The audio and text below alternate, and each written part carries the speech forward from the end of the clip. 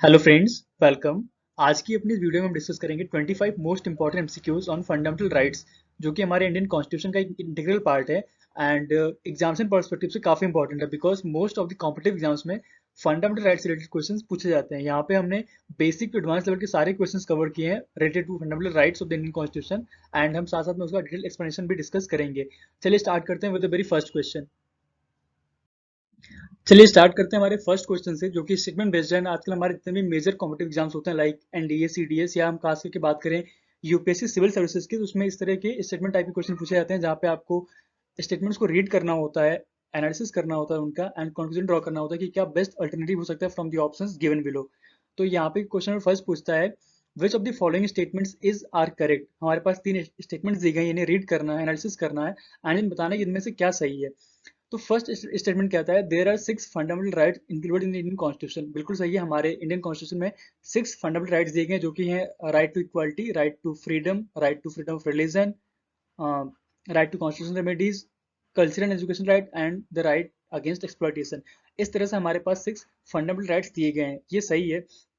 Statement second कहता है right to property is a fundamental right in the Indian constitution. जो right to property है वो भारतीय संविधान में एक मौलिक अधिकार के तौर पे दिया गया है, लेकिन ये गलत है। एक्चुअली में पहले ही फंडामेंटल राइट था, लेकिन जब हमारा 44th कॉन्स्टिट्यूशनल अमेंडमेंट आया 1978 में, उस समय राइट टू प्रॉपर्टी को हटा दिया गया फंडामेंटल राइट की कैटेगरी से एंड इसको एक अलग आर्टिकल दिया गया, आर्टिकल 300A। एंड अब इसको राइट टू प्रॉपर्टी को आर्टिकल 300A में इंसर्ट कर दिया गया है, ना कि फंडामेंटल राइट की कैटेगरी में आता है, इसलिए ये गलत है। एंड जो स्टेटमेंट थर्ड है वो कहता है fundamental rights are given in part third of the Indian constitution. जो फंडामेंटल राइट्स है वो हमारे संविधान के थर्ड पार्ट में दिया गया है। ये भी सही है, हमारे इंडियन कॉन्स्टिट्यूशन को अलग अलग पार्ट्स में डिवाइड किया गया, लाइक जो पार्ट वन है वो यूनियन एंड द स्टेट्स की बात करता है, पार्ट सेकंड बात करता है सिटीजनशिप की, इस तरह से जो पार्ट थर्ड है वो बात करता है फंडामेंटल राइट्स की। तो हम देख सकते हैं कि यहाँ पे जो हमारा फर्स्ट स्टेटमेंट है वो सही है, स्टेटमेंट थर्ड जो है वो सही है, स्टेटमेंट सेकंड गलत है, क्योंकि राइट टू प्रॉपर्टी अब फंडामेंटल राइट नहीं रहा है, उसे 44th कॉन्स्टिट्यूशन अमेंडमेंट 1978 के तहत हटा दिया गया है एंड उसको एक नया आर्टिकल 300A में इंसर्ट किया गया है। इस तरह से हमारे पास जो फर्स्ट एंड थर्ड है वो सही है, सेकंड गलत है। So answer would be D, one and third. Only first and third are correct, so answer D, option D would be the right answer choice. चलिए डिस्कस करते हैं नेक्स्ट क्वेश्चन। ये पूछता है in the event of a violation of fundamental rights under which article can the supreme court of India be petition. अगर हमारे fundamental rights का violation होता है, मौलिक अधिकारों का उल्लंघन होता है, तो ऐसे केस में हम किस आर्टिकल के तहत, किस अनुच्छेद के तहत सुप्रीम कोर्ट ऑफ इंडिया में, सुप्रीम कोर्ट में पिटिशन फाइल कर सकते हैं। तो वो इसका राइट आंसर होगा option A 18, option B 29, option C article 32 and option D article 20। इसका राइट आंसर होगा आर्टिकल 32, ऑप्शन सी। आर्टिकल 32 जो बात करता है राइट टू कॉन्स्टिट्यूशनल रेमेडीज की, इसके अंतर्गत हम सुप्रीम कोर्ट ऑफ इंडिया में पिटिशन फाइल कर सकते हैं इन केस अगर हमारा फंडामेंटल राइट का वायलेशन होता है। तो राइट आंसर होगा option C article 32। Option C is the right answer choice. अब हम डिस्कस करते हैं क्वेश्चन नंबर थर्ड। अगेन ये स्टेटमेंट बेस्ड क्वेश्चन है, यहाँ पे तीन स्टेटमेंट्स दी गई, इन्हें पढ़ना है एंड देन बताना है कि विच of the following statements is correct, इनमें से कौन सा सही है। तो स्टेटमेंट फर्स्ट कहता है only the agreed party can file a petition in case of violation of fundamental rights. अगर वायलेशन होता है फंडामेंटल राइट्स का, मौलिक अधिकारों का उल्लंघन होता है, तो उसमें जो पीड़ित पक्ष है, जो अग्रीड पार्टी मीन्स ऐसी पार्टी या ऐसा कम्युनिटी, ऐसा इंडिविजुअल जिसके साथ इनजस्टिस हुआ हो, जो पीड़ित है, जो विक्टिम है, सिर्फ वही पिटीशन फाइल कर सकता है अगर उसके फंडामेंटल राइट्स का वायलेशन होता है। तो ये कहता है आपका statement first. And statement second कहता है fundamental rights are considered essential to preserve the dignity of human beings. बिल्कुल सही है, राइट्स का, फंडामेंटल राइट्स का यही मेन ऑब्जेक्टिव भी है। एंड स्टेटमेंट जो थर्ड है वो कहता है freedom of speech and expression is guaranteed as a fundamental right in Indian constitution. जो freedom of speech and expression है वो हमारे इंडियन कॉन्स्टिट्यूशन में एक फंडामेंटल राइट की तरह दिया गया है।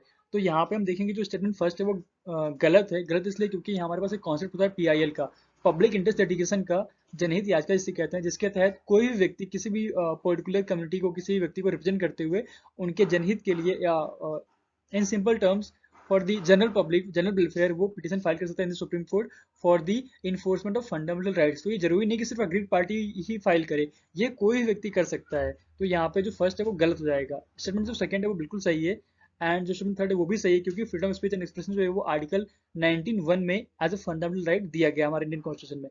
हम देख सकते हैं यहाँ पे जो सेकंड एंड थर्ड है वो सही है एंड जो फर्स्ट है वो गलत है। So option A which talks about statement second and third, ये सही होगा आपका। Only second and third are correct and first one is incorrect. So option A is the right answer choice. चलिए हम डिस्कस करते हैं क्वेश्चन नंबर 4। ये पूछता है the right to equality in matters of public employment is given in which one of the following articles. Public employment के case में जो समानता का अधिकार है, राइट टू इक्वालिटी है in matters of public employment, वह इनमें से किस आर्टिकल में दिया गया है? Option A article 17, option B article 16, option C article 14 and option D article 15। So एक होता है राइट टू इक्वालिटी, समानता का अधिकार, जो कि आर्टिकल 14 में दिया गया, और यहाँ पे पूछा गया है right to equality in matters of public employment, तो इसके लिए होगा right answer option B. Article 16 जो है वो बात करता है right to equality in matters of public employment. So option B article 16, option B is right answer choice. चलिए देखते हैं क्वेश्चन नंबर 5। ये पूछता है consider the following statements. Statement first कहता है all fundamental rights are automatically suspended in case of national emergency. अगर national emergency का टाइम हो, आपातकाल का टाइम हो, तो ऐसे केसेस में हमारे जितने भी मौलिक अधिकार हैं, फंडामेंटल राइट्स हैं, वो ऑटोमेटिकली सस्पेंड हो जाते हैं। एंड जो स्टेटमेंट सेकंड है वो कहता है only the supreme court of India has the power to amend the fundamental rights. हमारे जो मौलिक अधिकार है उनमें बदलाव, अमेंडमेंट करने की जो पावर है वो सिर्फ सुप्रीम कोर्ट ऑफ इंडिया के पास है। यहाँ पे दोनों ही स्टेटमेंट जो है वो गलत हैं। गलत इसलिए क्योंकि जो हमारे राइट्स हैं, फंडामेंटल राइट्स हैं, वो सारे सस्पेंड नहीं होते हैं। इन केस ऑफ नेशनल इमरजेंसी हमारे जो राइट्स हमें दिए गए आर्टिकल 19 में, राइट टू फ्रीडम में जो लिबर्टीज दी गई हैं वो ऑटोमेटिकली सस्पेंड हो जाती हैं। लेकिन अगर हम बात करें आर्टिकल 21 की जो बात करता है right to life and personal liberty की, वो किसी भी केस में सस्पेंड नहीं हो सकता है। इसलिए यहाँ पे ये स्टेटमेंट गलत हो जाता है। हमारे सारे राइट्स सस्पेंड नहीं होते हैं automatically in case of national emergency. And जो स्टेटमेंट सेकंड है वो बात करता है सुप्रीम कोर्ट के पास पावर है राइट्स को, फंडामेंटल राइट्स को अमेंड करने की, लेकिन ये गलत है। सुप्रीम कोर्ट के पास पावर है सुपरविजन की। अगर राइट्स हमारे जो इन्फोर्स नहीं होते उनको इन्फोर्स करने की पावर है सुप्रीम कोर्ट के पास। एंड कॉन्स्टिट्यूशन ऑफ इंडिया की वैलिडिटी चेक करने की बात है, कॉन्स्टिट्यूशन की वैलिडिटी प्रॉपर मेंटेन रही है, काम करता है सुप्रीम कोर्ट ऑफ इंडिया। लेकिन जो राइट्स में अमेंडमेंट करने की बात है वो काम होता है पार्लियामेंट का। इसलिए यहाँ पे ऑप्शन जो स्टेटमेंट सेकंड है वो भी गलत है। So right answer would be option D, both statements are incorrect. Option D is the right answer choice. अब हम देखते हैं अपना अगला क्वेश्चन। क्वेश्चन नंबर 6 ये पूछता है article 14 of the Indian constitution deals with.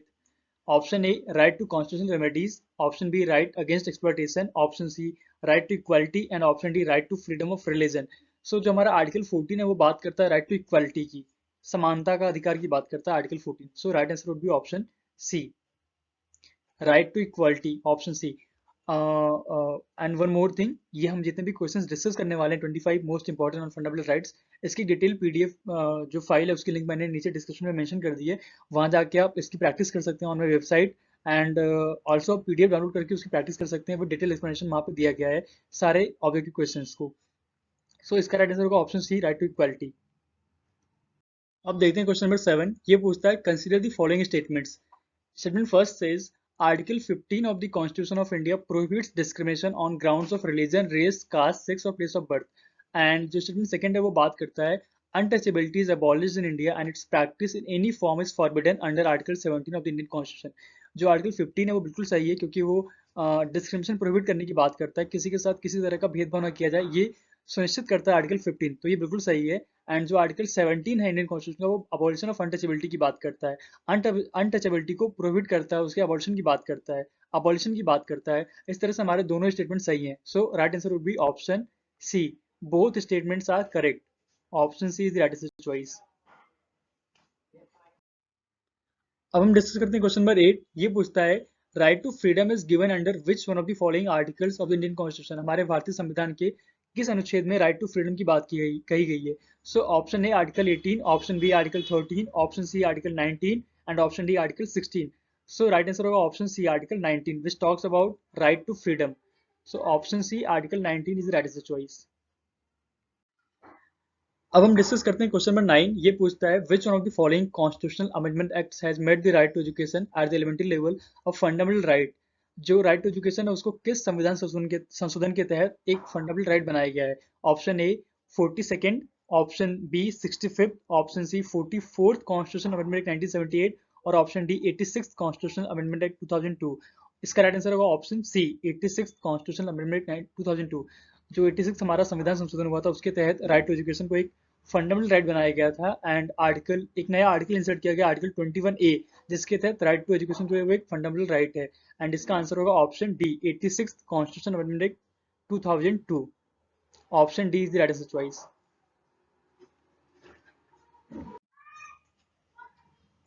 अब हम डिस्कस करते हैं क्वेश्चन नंबर 10। ये पूछता है कंसीडर द फॉलोइंग स्टेटमेंट्स।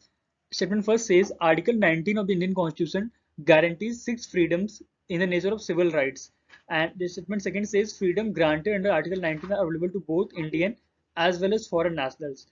तो जो हमारा फर्स्ट स्टेटमेंट है वो सही है क्योंकि हमारे आर्टिकल 19 जो बात करता है राइट टू फ्रीडम की, उसके अंतर्गत हमें सिक्स लिबर्टीज दी गई हैं, सिक्स फ्रीडम्स दी गई हैं, जो है right to speech and right to freedom of speech and expression, right to freedom of assembly and right to freedom of association, right to freedom of movement, right to freedom of residence and right to freedom of trade and occupation. इस तरह से हमारे पास article 19 जो बात करता है right to freedom की, उसके अंतर्गत सिक्स लिबर्टीज, सिक्स फ्रीडम्स दिए गए हैं।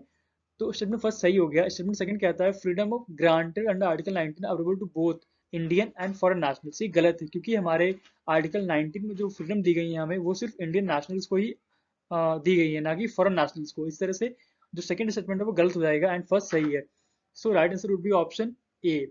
Statement first is correct, but statement second is incorrect. So option A is the right answer choice. अब हम डिस्कस करते हैं क्वेश्चन नंबर 11। ये पूछता है which article provides protection from conviction for offences related to double jeopardy.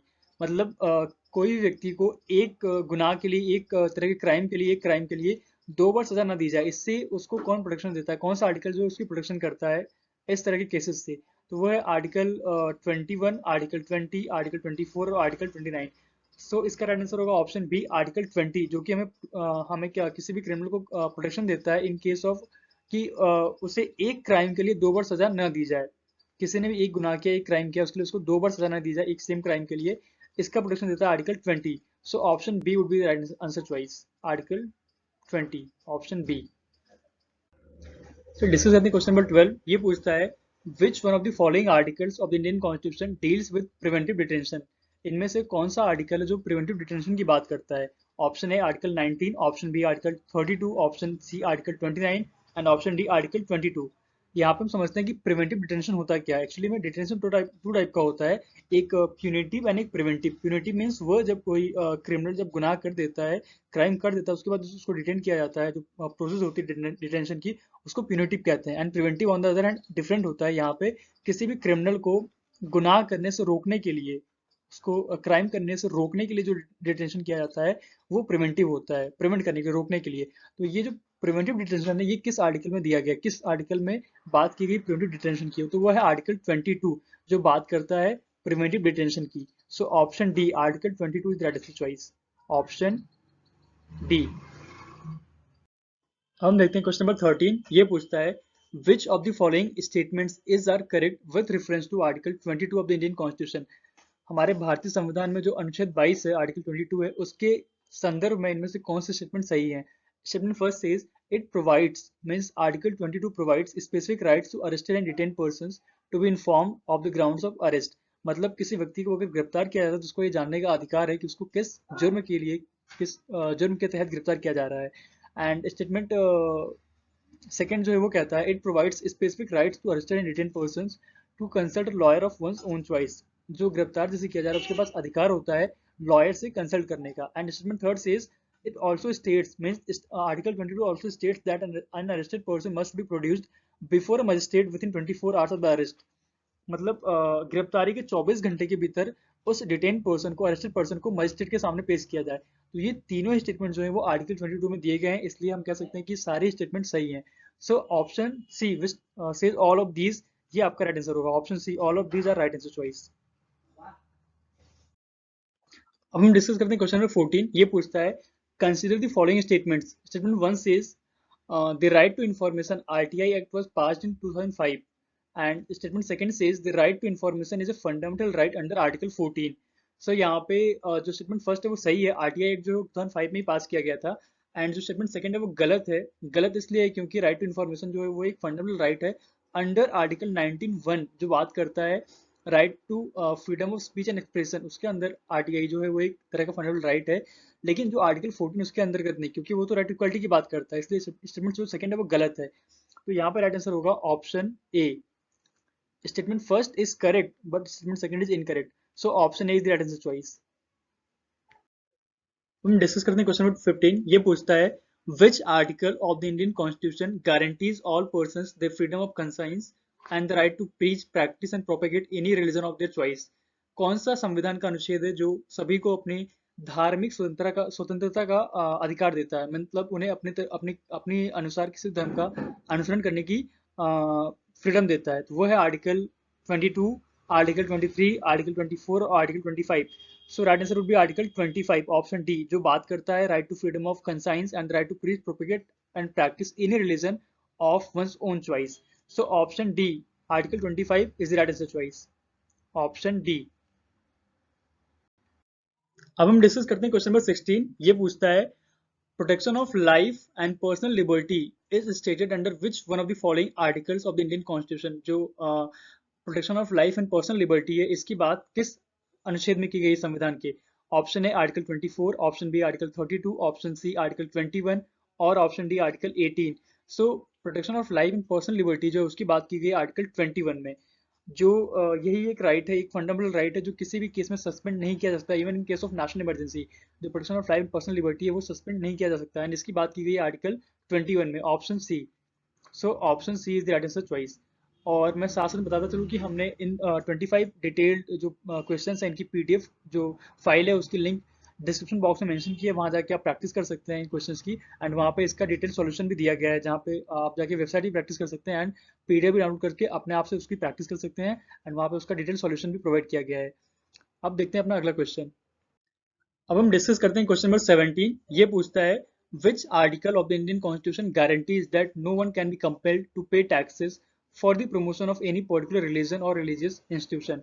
ऐसा कौन सा अनुच्छेद है, कौन सा आर्टिकल हमारे इंडियन कॉन्स्टिट्यूशन में जो यह कहता है कि किसी भी व्यक्ति को किसी भी पर्टिकुलर धर्म के प्रसार के लिए किसी तरह का टैक्स देने का दबाव न बनाया जाए? तो ये किस आर्टिकल में कहा गया है? ऑप्शन है आर्टिकल 32, आर्टिकल 24, आर्टिकल 19, आर्टिकल 27।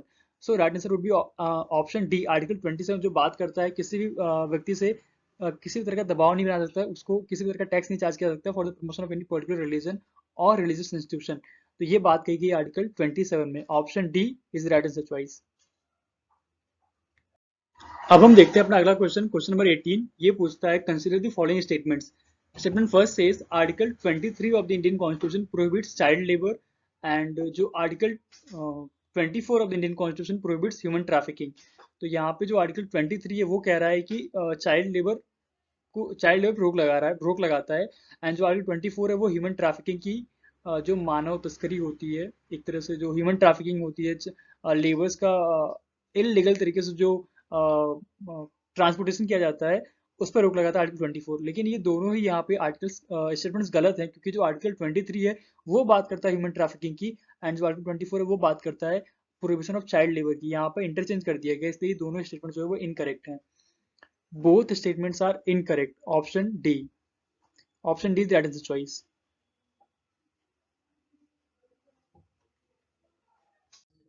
अब हम डिस्कस करते हैं क्वेश्चन नंबर 19। ये पूछता है which one of the following articles of the Indian constitution provides a guaranteed remedy for enforcement of all other fundamental rights. इनमें से कौन सा अनुच्छेद है जो कौन सा ऐसा अनुच्छेद है जो अदर्स फंडामेंटल राइट्स जो है उनको इन्फोर्स करने की बात करता है, उनको इन्फोर्समेंट कराने के लिए एक तरह का अधिकार देता है, राइट प्रोवाइड कराता है? तो वो ऑप्शन है article 28, option B article 27, article 32, option C और ऑप्शन डी आर्टिकल 34। तो यहाँ पे राइट आंसर होगा ऑप्शन सी, आर्टिकल 32, जो बात करता है राइट टू कॉन्स्टिट्यूशनल रेमेडीज की, जिसके तहत हम अदर फंडामेंटल राइट्स को इन्फोर्स कराने के लिए एक तरह का हमें वो अधिकार प्रदान करता है, right to constitutional remedies, article 32, जिसके तहत हम सुप्रीम कोर्ट में पिटिशन फाइल कर सकते हैं for the enforcement of all other fundamental rights. तो यहाँ पे राइट आंसर होगा option C, article 32, option C the right answer choice.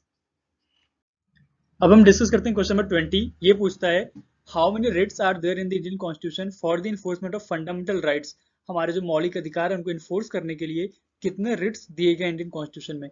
तो जो आर्टिकल 32 है जो बात करता है राइट टू कॉन्स्टिट्यूशनल रेमेडीज की, उसके अंतर्गत हमारे इंडियन कॉन्स्टिट्यूशन में 5 रिट्स दिए गए हैं, जैसे हबिस कॉर्पस मैंडामस, ऐसे करके 5 रिट्स दिए गए हैं जिनका यूज करता है Supreme Court for the enforcement of fundamental rights as per article 32। तो क्वेश्चन पूछता है कितने रिट्स देंगे? रिट्स हैं total 5, option B, option B is that is the choice. अब हम देखते हैं क्वेश्चन नंबर 21। ये पूछता है which article of the Indian constitution safeguards the rights of minorities. हमारे जो अल्पसंख्यक हैं उनके अधिकारों की सुरक्षा ये किस आर्टिकल में, किस अनुच्छेद में कहा गया है? ऑप्शन है article 31, option B article 27, option C article 29, option D article 19। तो जो राइट्स ऑफ माइनॉरिटीज जो हैं उनके अधिकारों की सुरक्षा की जो बात है वो आर्टिकल 29 कही गई है। Option C, article 29 talks about safeguarding rights of minorities. So option C, article 29 is right answer choice. अब हम बात करते हैं क्वेश्चन नंबर 22 की। ये पूछता है which one of the following fundamental rights was termed is heart and soul of the Indian constitution by doctor B R Ambedkar. Doctor B R Ambedkar ने किस अधिकार को, किस मौलिक अधिकार को भारतीय संविधान का हार्ट एंड सोल कहा था, हृदय और आत्मा के संबोधित किया था, उसको माना था, कहा था, किस अधिकार को? So option A, right to constitutional remedies. Option B, right against exploitation. Right to equality. Right to freedom of religion. तो यहाँ पे राइट आंसर होगा option A, right to constitutional remedies. हमारे जितने भी अदर फंडामेंटल राइट्स हैं वो सारे प्रोटेक्टेड हैं, वो सेफ गार्ड, उनको सेफ गार्ड प्रोवाइड कराता है आर्टिकल 32 जो बात करता है राइट टू कॉन्स्टिट्यूशनल रेमेडीज की। एंड इसी आर्टिकल को डॉक्टर बी आर अम्बेडकर ने heart and soul of the Indian constitution कहा था, क्योंकि इसी आर्टिकल के तहत हमारे जो अदर आर्टिकल्स हैं, जो अदर राइट्स हैं वो सुरक्षित हैं। उनकी उनको इन्फोर्स करने के लिए हम आर्टिकल 32 जो बात करता है राइट टू कॉन्स्टिट्यूशनल रेमेडीज की, इसके तहत सुप्रीम कोर्ट में पिटीशन फाइल कर सकते हैं। इस तरह से डॉक्टर बी आर अम्बेडकर ने राइट टू कॉन्स्टिट्यूशनल रेमेडीज को heart and soul of the Indian constitution कहा है। सो हम यहाँ पे आर्टिकल ऑप्शन ए जो है वो राइट आंसर चॉइस है। Option A, right to constitutional remedies is the right answer choice. अब हम डिस्कस करते हैं क्वेश्चन नंबर 23। ये पूछता है which article of the Indian constitution talks about the right to privacy. Right to privacy जो है वो किस अनुच्छेद में उसकी बात कही गई है? Option A article 20, option B article 21, option C article 22 and option D article 23। So इसका राइट आंसर होगा ऑप्शन बी, आर्टिकल 21, जो बात करता है right to life and personal liberty, and इसी के अंतर्गत आता है राइट टू प्राइवेसी भी। सो जो आर्टिकल 21 है, ऑप्शन बी, ये राइट आंसर है। ये बात करता है राइट टू प्राइवेसी की। So option B, Article 21 is the right answer choice. अब हम देखते हैं क्वेश्चन नंबर 24। ये पूछता है fundamental rights in the Indian constitution have been taken from which one of the following countries. जो हमारे मौलिक अधिकार है, फंडामेंटल राइट्स हैं इंडियन कॉन्स्टिट्यूशन में, वो किस कंट्री से लिए गए हैं? हमारे इंडियन कॉन्स्टिट्यूशन का कहीं ना कहीं से कोई ना कोई पार्ट बोरो किया गया है, लिया गया है। तो इस तरह से जो फंडामेंटल राइट्स हैं वो किस कंट्री से, कहाँ से लिए गए हैं? Option A Australia, option B France, option C Russia and option D America. तो इसका राइट आंसर होगा यूएसए, अमेरिका, ऑप्शन डी, क्योंकि हमारे जो फंडामेंटल राइट्स हैं वो वहीं से लिए गए हैं, वहीं से बोरो किए गए हैं। So option D is the right answer choice. Option D, America, is the right answer choice. अब हम देखते हैं अपनी सीरीज का लास्ट क्वेश्चन, क्वेश्चन नंबर 25, जो पूछता है consider the following statements. Statement first says the Parliament has the power to amend the fundamental rights under Article 368 of the Indian Constitution. And option second says, statement second says, an amendment to fundamental rights requires the approval of 2/3 of the members of present and voting. तो statement first कहता है कि parliament के पास power है constitution of India में जो fundamental rights उनको amend करने की, एज पर आर्टिकल 368। जो अनुच्छेद 368 है, 368 जो आर्टिकल है वो प्रोवाइड करता है पार्लियामेंट को power to amend the fundamental rights. ये बिल्कुल सही है। एंड जो स्टेटमेंट सेकंड है वो कहता है कि an amendment to fundamental rights requires the approval of 2/3 of the members present in voting. हाँ, ये भी बिल्कुल सही है। जो हाउस ऑफ पार्लियामेंट है, लोकसभा और राज्यसभा, वहाँ के जो प्रेजेंट जो मेंबर्स हाउस में प्रेजेंट होते हैं एक पर्टिकुलर टाइम पे, उनकी उन मेंबर्स में से 2/3, 2/3 जो भाग होता है मेंबर्स का, उनका अप्रूवल नेसेसरी होता है for making amendments to fundamental rights. तो ये दोनों ही जो स्टेटमेंट्स हैं वो सही हैं। इसलिए हम कह सकते हैं कि ऑप्शन सी जो है, बोथ स्टेटमेंट्स आर करेक्ट, ये राइट आंसर चॉइस है, ऑप्शन सी। तो ये थे 25 most important MCQs on fundamental rights, जो कि काफ़ी आई होप ये काफ़ी यूजफुल होंगे आपके एग्जाम प्रिपरेशन के लिए। एंड इसके साथ साथ हमने इंडियन कॉन्स्टिट्यूशन से रिलेटेड काफ़ी सारा कुछ कवर कर लिया है। हमने अपने चैनल पे फंडामेंटल ड्यूटीज़ को कवर किया है, उसके ऊपर एमसीक्यूज बनाए हैं। साथ साथ में जो प्रियम्बल है इंडियन कॉन्स्टिट्यूशन का, उसके ऊपर भी एमसीक्यूज बनाए हैं। जो अदर एस्पेक्ट्स हैं इंडियन कॉन्स्टिट्यूशन के, उसको कवर करते हुए 40 मिसलेनियस क्वेश्चन बनाए हैं। एंड साथ साथ में जो अदर हमारे अथॉरिटीज़ होती हैं, कॉन्स्टिट्यूशनल अथॉरिटीज़ जो हैं, जैसे सीएजी हो गए, अटॉर्नी जनरल हो गए, इनके ऊपर भी हमने एमसीक्यूज कवर किए हैं अपने इस चैनल पे अलग अलग वीडियोस में। एंड आई होप आप वो जाके जरूर विजिट करें, अपनी प्रैक्टिस करें उन क्वेश्चंस की मदद से। एंड इस वीडियो के रेफरेंस में अगर आपको कोई क्वेश्चन है, इन क्वेश्चंस के रेफरेंस में कोई आपको क्वेरी है, तो आप कमेंट सेक्शन में पूछ सकते हैं। And thank you so much for watching productive learning official. Have a great day ahead. Thank you so much.